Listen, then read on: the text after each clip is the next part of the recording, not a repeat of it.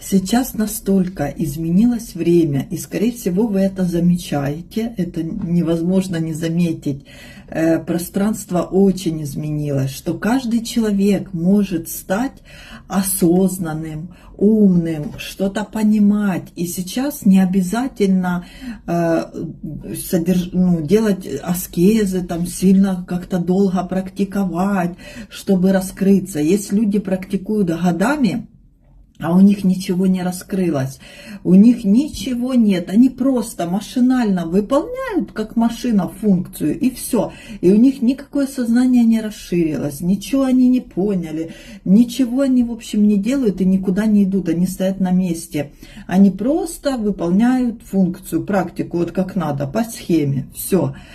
А есть люди, которые живут, казалось бы, не такой идеальной жизнью, но могут получить очень большие знания.